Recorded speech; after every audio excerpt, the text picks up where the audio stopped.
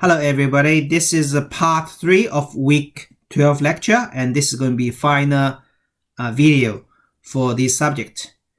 We're going to talk about two topics very briefly, so it's going to be a quite short video. State observers. We mentioned that we can always have a system that we can control if the system is controllable.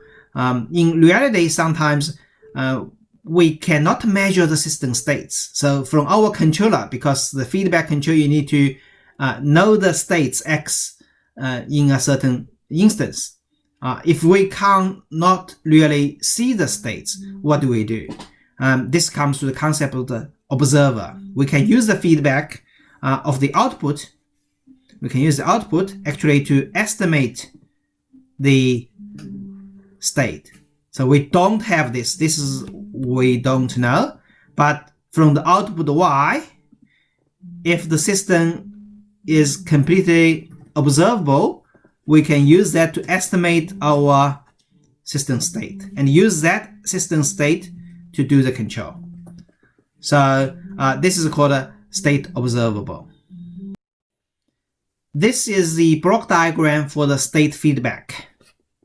This is we mentioned that before. We have the system state xk, that's our state, and we integrate the state, so get kind of one step backwards with multiply with z minus 1. So this is one step ahead, and the system equation can be written as xk plus 1 equal to phi xk plus gamma u. So xk plus 1 equal to gamma multiplied with the input, and the phi multiplied with the states, and all controller. So this is something, depends that part. The controller is measuring the states and back to the UK. That's our controller, and this is our system, new system equation with the state feedback. So we use a phi CL, closed loop phi, which is equal to phi minus gamma L as our new state transition matrix. So phi is the process system matrix. Phi close is the closed loop system matrix. So it's kind of closed loop state matrix. But this rely on, how do we get this link? We only possibly get the link if this is something we can use a sensor to measure it. Then we can see what the value is and multiply with some controller. However, sometimes this stuff is not available. You can't really measure it. It's, say you have a motor, some of the signal, the motor position, the motor speed, you can measure that, then that's good. You can use that signal to do the feedback. But for other system, these internal states, you don't know what they are. It's just a symbol. Okay? So you don't have this direct value. So what we do is we come from the output. How do we get this output? Somehow to reflect this input or reflect these states. So we have to construct something here to be used as feedback. So this comes to this, we call it full order state observer. So let's have a look at this step by step, right? So this top part is what we have for the original system. Ideally, if we have the state feedback, this goes back to the xk, read that x value and go feedback. However, here we don't physically have access to that. So what do? Is we estimate a new state.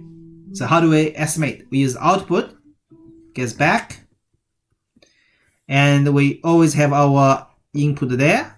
So this is kind of a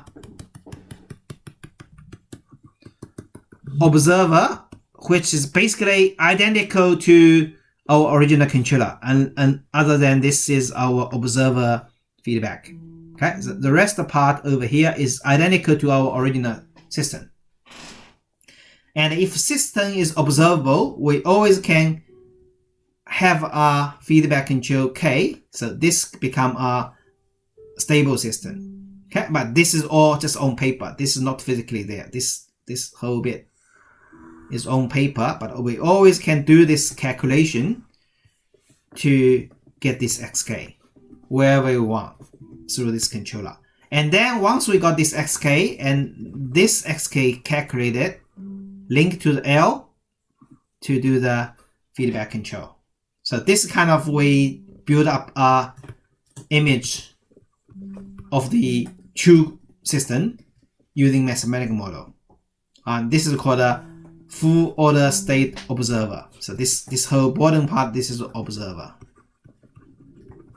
And the dynamics of observer is controlled by this K. So K is trying to determine how kind of accurate and how much dynamics this estimated state is from the actual state. So this is trying to derive the whole transfer function based on the previous block diagram. You have to kind of put the block diagram on the sideways and derive this from the block diagram. So if just by this, it's a bit harder to explain. So we look at a block diagram, and so you have to look at a block diagram when I'm talking about this. At the observer, you have feedback to xk plus 1 is from phi xk, gamma uk, that's from the input, and this is our observer term. That's the main observer term. This is to look at the difference between the actual output and the observed output. So theoretically, this needs to be identical, right? That means our observer is exactly the same thing as our original system. But if there's some errors, we have this control feedback to kind of to minimize it. Okay, so we combine all these together, do a little bit of simplification. This is what we get. So this is our observer, and the performance depends on the difference of the original state. This is actual state. This is our observer state. Okay, so this is actual. This is real or actual. This we call its estimate. So the goal of our system is trying to make this goes to 0, right? It means our system can estimate very accurately, then we can control very accurately. But if this is not 0, we can try to control it. So we put this terms all in there. That's pretty much it.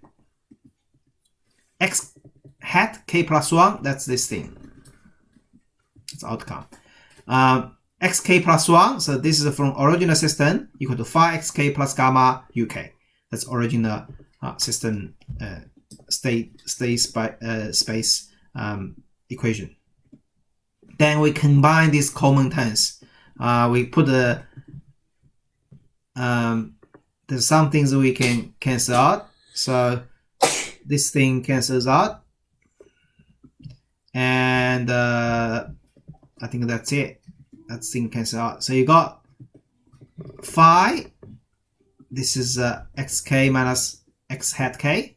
So this is estimate states. This is the actual state minus kc, xk minus x hat k. So this xk minus x hat k can be taken out. You got phi minus kc. And you combine this together, say this is our state estimate arrow. So you get an arrow transition function is equal to that. So this is our arrow at k plus 1. And this is our arrow at k.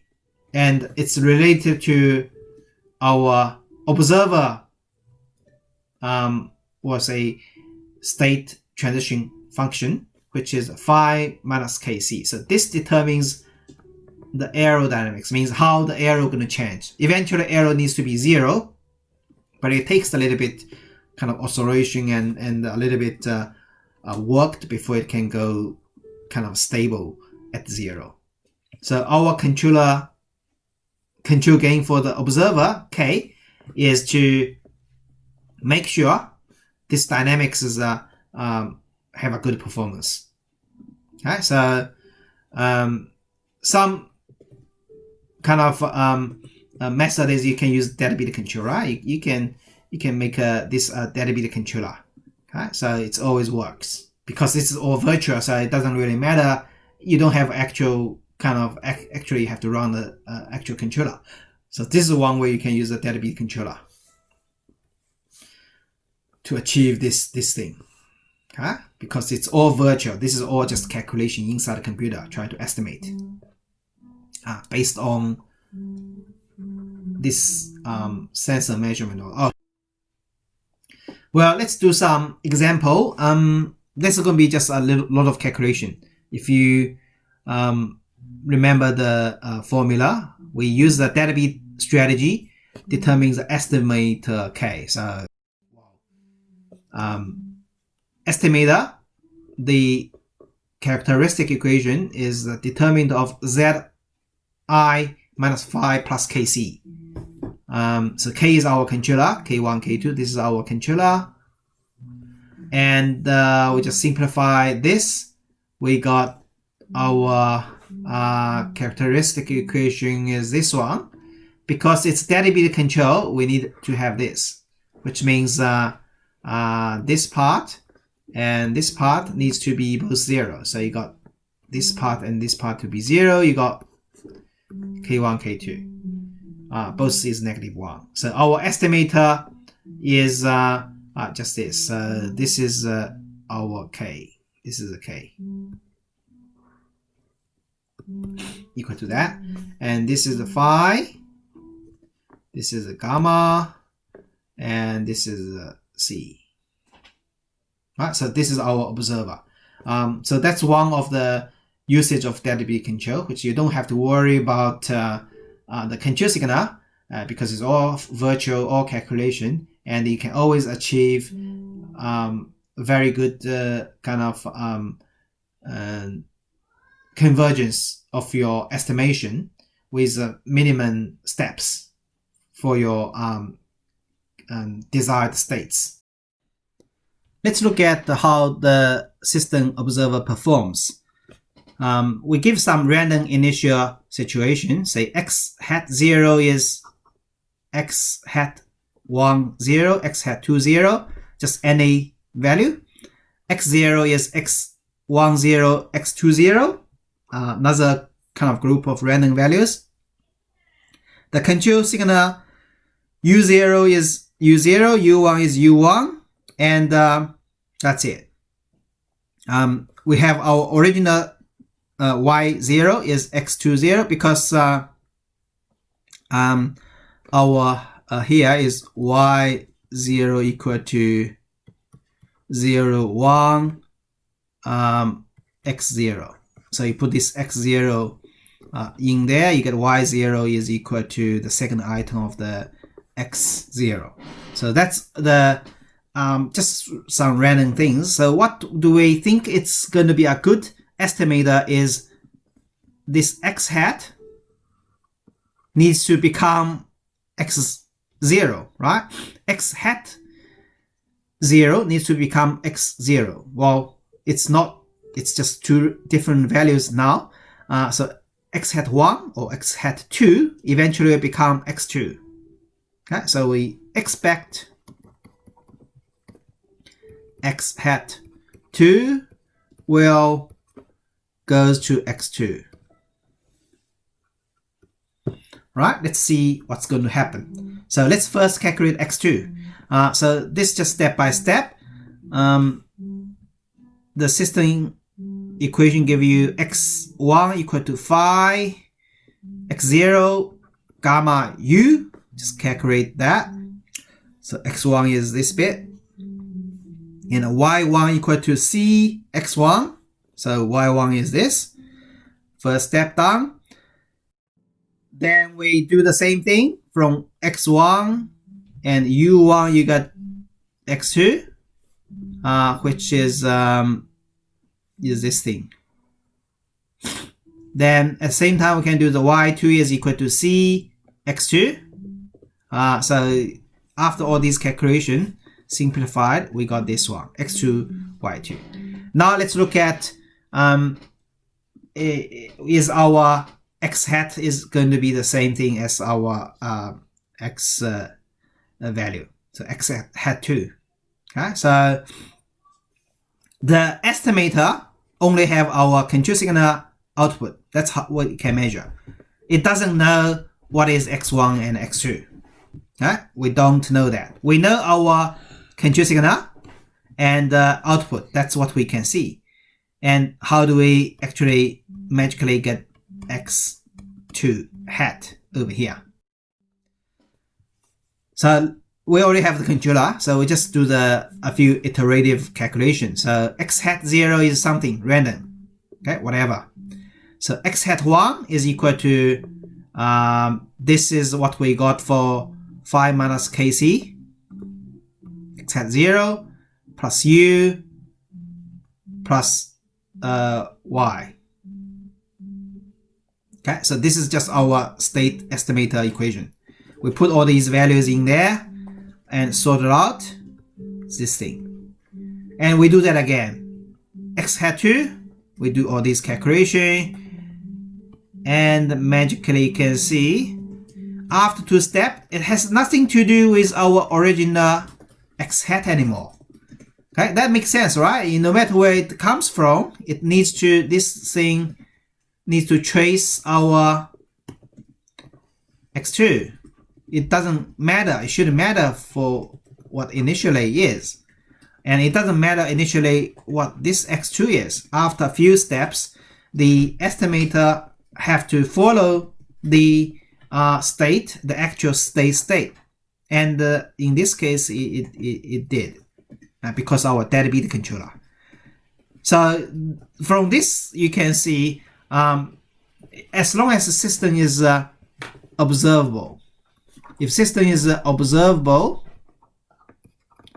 and we always be able to construct the states or estimate the states from our output and the control signal. Okay, so we can estimate state. So the state observable. Now we get to the last topic, output feedback. So all these state observer, just do a summary on this. State observer and state space design. This is super good stuff. Only when you have your model phi gamma. This is accurate. Okay, so it becomes another big topic. How do we model our system accurately? How do we get our A and B even in continuous? And how do we get this thing accurately?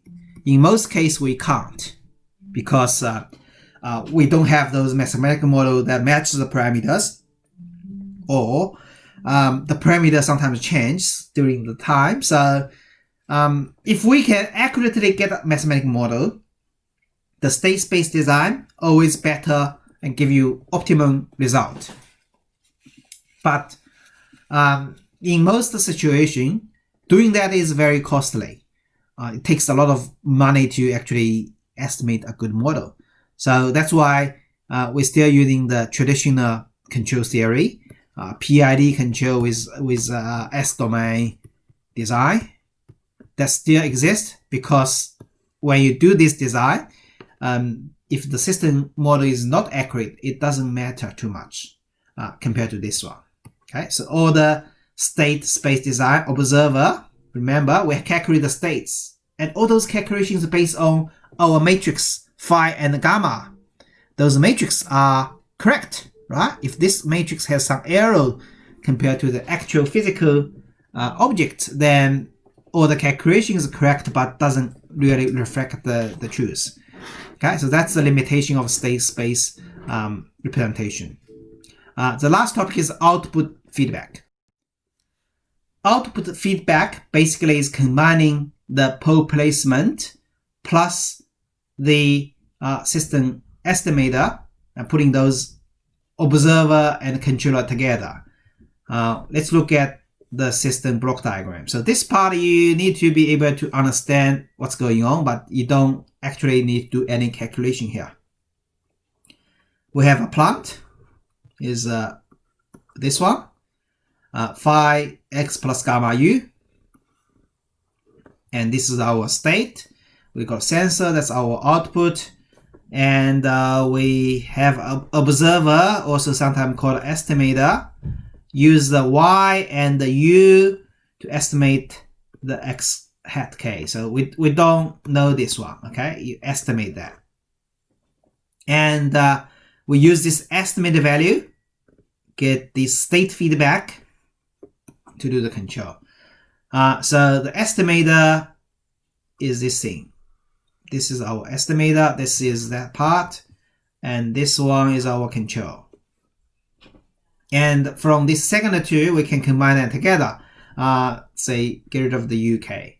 UK is equal to negative L hat x hat k, so we'll put this in there, and we got this thing. All right, just replace the UK in there, and just put the UK equal to negative L x hat k in the system. So this gives us the whole state feedback compensator. We say the state feedback compensator. So output feedback compensator.